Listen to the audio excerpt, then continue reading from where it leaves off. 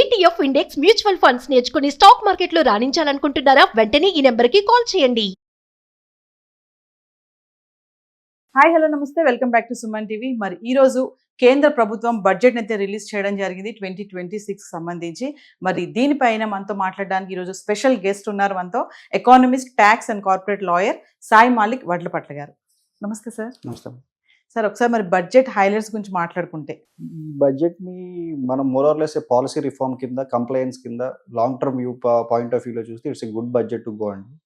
Continuing from the last year budget చూస్తే demand side చేసి, individuals, కంట్రీలో ఉన్న సిటిజన్స్కి డిస్పోజబుల్ ఇన్కమ్ పెంచేలాగా చేసి, డిమాండ్ రైజ్ చేసి, దాని తర్వాత జిఎస్టీ రేట్స్ రెగ్యులేషన్ తర్వాత అక్కడ కూడా డిస్పోజబుల్ ఇన్కమ్ పెంచిన తర్వాత నౌ ఇండియాని ఒక మ్యానుఫ్యాక్చరింగ్ హబ్ కింద చేద్దాం అనేది దాంట్లో కస్టమ్స్ రేట్ రేషనలైజేషన్ కానీ, సేఫ్ హార్బర్ రూల్స్ మెన్షన్ చేయడం కానీ, జీసీసీస్కి 2047 వరకు ట్యాక్స్ హాలిడే పీరియడ్ ఇవ్వడం కానీ, ఈ ఓవరాల్గా న్యూ ఇన్కమ్ ట్యాక్స్ బిల్ తీసుకురావడం కానీ, లిటిగేషన్ సైడ్ని లిబరలైజ్ చేసి మోర్ ఆన్ ఆఫీసర్ బోర్న్ కాకుండా రూల్ బేస్డ్ ఎడ్యుకేషన్లో వెళ్దామని కానీ, ఎడ్యుకేషన్ తగ్గించి లిటిగేషన్ తగ్గించి ట్యాక్స్ ప్లానింగ్ నుంచి ప్రివెంటివ్ మెజర్స్ తీసుకునేదాకా కార్పొరేట్స్కి ఆర్ రాదర్లెస్ ఇండివిజువల్స్ కానీ, టీసీఎస్ రేట్ రేషనలైజేషన్ కానీ, ఈ ఫారిన్ ఇన్వెస్ట్మెంట్ పెంచడానికి, ఇండియాలో ఒక మ్యానుఫ్యాక్చరింగ్ హబ్గా తయారు చేయడానికి it's a good outlet to go అండి. అంటే ఎంతో మంది బడ్జెట్ కోసం ఎదురు చూస్తూ ఉంటారు కదా సార్. అంటే కామన్ మ్యాన్ కి ఇదేనా రిలాక్సేషన్ అంటారా? కామన్ మ్యాన్ కి ఇట్ ఇస్ ఎ డిసప్పాయింటింగ్ అండి. ఇది లాస్ట్ ఇయర్ అంత ఎగ్జైట్మెంట్ లేదు, but otherwise common man he's got a maximum number of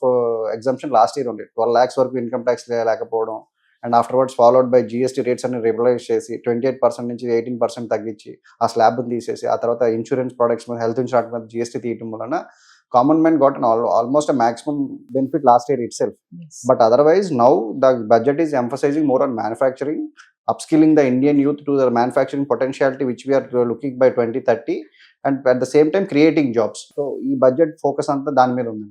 and coming to మరి ఎడ్యుకేషన్, హెల్త్ పరంగా చూసుకుంటే సార్, మరి హెల్త్ సెంటర్స్ అన్ని ఎస్టాబ్లిష్ చేస్తా అని చెప్పారు, but every time it comes in a budget. But the problem with Indian economy is that budgets will be very grand to be announced, but the implementation risks చాలా ఉంటాయండి. ఈ policy రిఫార్మ్స్ని బాగా announce చేస్తున్నారు, కానీ ఇంప్లిమెంటేషన్లో they are lacking. Let's say GST as an example, when it come in 2017 దాని ఎంఫసిసే వేరే అసలు, but that is not going at the pace which is expected in 2017. At the same way ఈ urban health centres కానీ, rural health centres కానీ ఇవన్నీ ఉన్నాయి. How we are using them, proper officers, medical officers లేరు అనేది it's clearly visible and known fact to us. దాన్ని ఎలా counter చేస్తారనేది స్ట్రీమ్లైన్ చేసుకుని సెంటర్ స్టేట్ కోఆర్డినేషన్ తోటి ఎస్టాబ్లిష్ చేసుకుంటే బాగుంటుంది.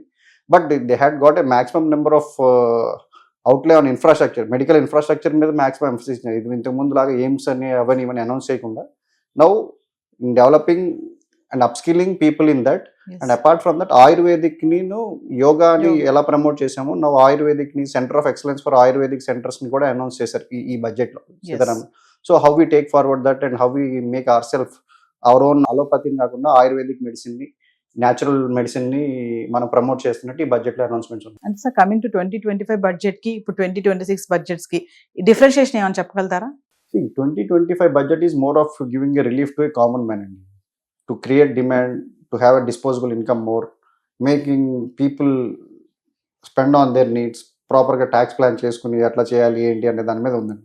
Now 2026 is completely not favouring individuals, not favouring corporates, but and serious business enterprises which are planning to invest in India 10 years down the line. ఒక ఇండస్ట్రీని తీసుకుని 10 years down the line మేము ఈ action ప్లాన్తో వెళ్తున్నాం. ఇప్పుడున్న పాలసీస్కి అనుగుణంగా వాళ్ళ బిజినెస్ స్ట్రాటజీని, వాళ్ళ ఇన్వెస్ట్మెంట్ ప్లాన్స్ని రెడీ చేసుకుని వెళ్తే this 2026 is a good stride, because this is the decade for India and all over India, worldwide we are the most reliable ally or most reliable ally with any other country to source, and we are in strategic location that we can import to South Asian countries. So in that way India ఒక global centre చేసి ఆ ఎక్స్పోర్ట్ని మనం export ఎక్కువ చేస్తాం, దాన్ని ఇంకా క్వాలిటీతో export చేసి ఇంపోర్ట్స్కి రేషనలైజ్ చేసి this budget we can see in అంటే ఫ్యూచర్ ఓరియంటెడ్గా, ప్రోగ్రెసివ్ ఓరియంటెడ్గా ఉన్న ఎంటర్ప్రైజెస్కి ఇది గుడ్ బడ్జెట్ అండి. కమింగ్ టు ఎంఎస్ఎంఈకి సంబంధించి కూడా మాట్లాడారు నిర్మలా సీతారామన్ గారు. అంటే స్కీమ్స్ పెంచుతామని చెప్పేసి అప్కమింగ్, అంటే మహిళలు కూడా కొన్ని కొత్తగా వస్తాయని చెప్పేసి కూడా గుడ్ న్యూస్ అని కూడా అంటున్నారు. ఒకసారి దాని గురించి. ఎంఎస్ఎంఈకి ఉన్న పాలసీస్ కొత్తగా అయితే ఏం ఆర్గనైజ్ చేయలేదండి, పాత పాలసీస్నే మళ్ళీ రీఫ్రేమ్ చేశారు. కాకపోతే ఆ ఎంఎస్ఎంఈస్ డెఫినేషన్ కి సెల్ఫ్ సస్టైన్ మన దగ్గర చూస్తే డ్వాక్రా గ్రూప్ డ్వాక్రా మహిళా సంఘాలంట ఆ సంఘాలన్నింటినీ కూడా ఒక ఉమెన్ ఓరియంటెడ్ వాటి కింద ఎంఎస్ఎంఈ కింద now they kept in to that line self help ఎస్హెచ్జీస్ అంటారు ఇంతకుముందు సెల్ఫ్ హెల్ప్ గ్రూప్స్ కాకుండా now they brought that in to the definition of MSME. So వాళ్ళకి ఫ్యూచర్లో ఏమన్నా లోన్స్కి వెళ్ళాలన్నా వాళ్ళు ఏమన్నా ప్రొడక్షన్ యూనిట్ స్టార్ట్ చేయాలన్నా ఏదైనా చిన్న చిన్న మ్యానుఫ్యాక్చరింగ్ యూనిట్ స్టార్ట్ చేయాలన్నా లోన్ ఎలిజిబిలిటీ కానీ తర్వాత మార్కెటింగ్ కానీ లేకపోతే ఏదైనా గవర్నమెంట్ ప్రోడక్ట్స్లో టెండరింగ్ చేయడానికి కానీ పార్టిసిపేట్ చేయడానికి కానీ అది చాలా యూటిలైజ్ అవుతుంది. కేటగిరైజేషన్ ఎస్హెచ్జీస్ నుంచి ఎంఎస్ఎంఈస్ లోకి the categorise that women lead groups also. అంటే ఈసారి బడ్జెట్ లో వ్యవసాయ రంగానికి కూడా తక్కువ కేటాయించారు కంపేర్ టు లాస్ట్ ఇయర్ అనేసి అదొక టాక్ కూడా నడుస్తుంది సార్. అది లేదండి, ఇది వ్యవసాయం సంబంధించి కూడా the budget focused clearly on emphasising on equipment చేసి ఆ ఎక్విప్మెంట్ ఎలా వాడి ఏ ప్రోడక్ట్కి ఎట్లా చేయాలి ఏంటి అనేది మకానా బోర్డు అనేది బీహార్లో అనౌన్స్ చేశారు. కాటన్ మీద ఎంఫసిస్ ఉంది అండ్ కోకోనట్ మీద we are the largest exporter of producer of coconuts. దాని ఎంఫసిస్కి కోకో ఎంఫసిస్కి ఆ రేట్ రేషనలైజేషన్కి వాటిలన్నిటికీ కూడా clear cut focused and very programmatic and policy oriented అండి ఇదంతా. ఇదేంటంటే మనం ఎట్లా చెప్పాలంటే this is a budget for our future. అంటే బడ్జెట్ అనేది ఏంటంటే ఒక సంవత్సరం మనం ఎలా ఖర్చు పెడతాం అనేది. So this is the foundation for 5-10 years which we want to see specific critical sectors. ఇప్పుడు మనకి not only agriculture critical mining కానీ వీటి మీద కూడా ఎంఫసిస్ బాగా చేశారు. హౌ దే టేక్ ఫార్వర్డ్ అనేది we have to see. Even livestock మీద ఎంఫసిస్ బాగా ఉంది. వాటికి ఇన్సెంటివైజ్ బాగా చేస్తున్నారు. ఆ సీ ఫీడ్ ని ఇంపోర్ట్ చేసుకునేటప్పుడు అక్కడ వచ్చే రేట్స్ రేషనలైజేషన్ కూడా బాగా తగ్గించారు. సో ఆ ఇంపోర్ట్ డ్యూటీ తగ్గించి ఇక్కడ మనం ప్రాసెస్ చేసి we can export it further to other countries also. So in a way agriculture కూడా it was clearly focused and very much welcoming. So coming to metals వైపు వస్తే మరి గోల్డ్ సిల్వర్ కానీ ఇంకా అదర్ మెటల్స్ వైపు వస్తే మరి బడ్జెట్ లో ఎలా చెప్తున్నారంటే budget is not speaking about anything about the metals అండి. బికాస్ లాస్ట్ ఇయర్ ఉంది కానీ గోల్డ్ రేట్ ఎక్సైజ్ డ్యూటీ తగ్గింది. But this year there was no specific mention about any specific metal as such. The prices which are happening now was mainly because of geopolitical tensions worldwide. Otherwise, gold metals may get nothing majorly impacting from the budget or no major announcement on the budget.